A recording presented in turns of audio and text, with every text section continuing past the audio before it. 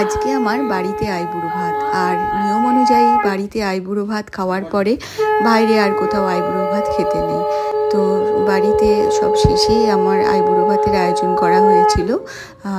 সেদিনটা ভীষণ মজা হয়েছে, সকলে এসেছিল, সবাই একসাথে খুব আনন্দ করেছি, একসাথে খাওয়া দাওয়া করেছি, সারা দিনটা খুব ভালোভাবে কেটেছে।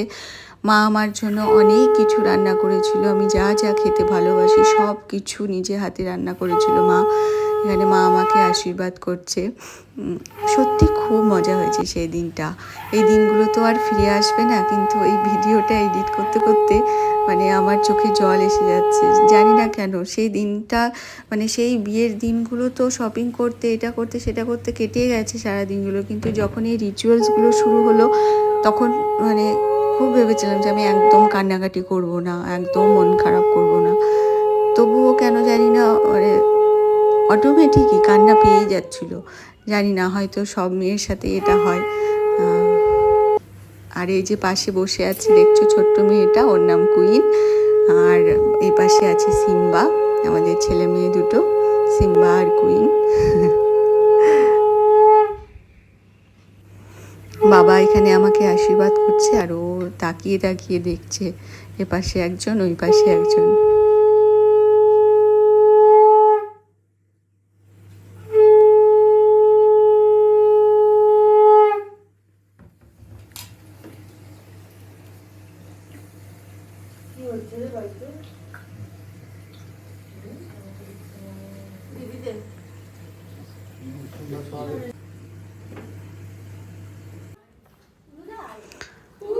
অনেক চেষ্টা করেও এই সময় আর কান্নাটা আটকে রাখতে পারিনি। দাদা যখন আমাকে আশীর্বাদ করছিল তখন আমি কেঁদেই ফেলেছিলাম।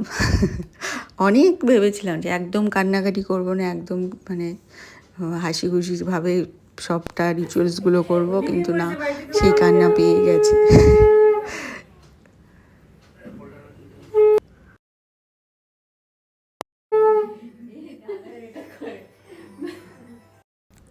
যাই হোক, সকলে এখানে দেখো সবাই একসাথে মিলে সবাই আমাকে এই আমার খাওয়ার জায়গাটা সাজাচ্ছিল ফুল দিয়ে খুব সুন্দর করে। রান্নাও করেছিল মা, অনেক কিছু রান্না করেছিল, সবগুলো এখানে সাজাচ্ছে ফুল দিয়ে।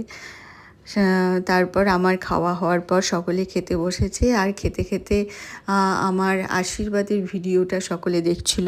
তোমাদের সাথেও আমি আমার আশীর্বাদের ভিডিওটা শেয়ার করব, আমি শর্টসেই দেব, তোমরা সাথে থেকো, নিশ্চয়ই দেখতে পাবে।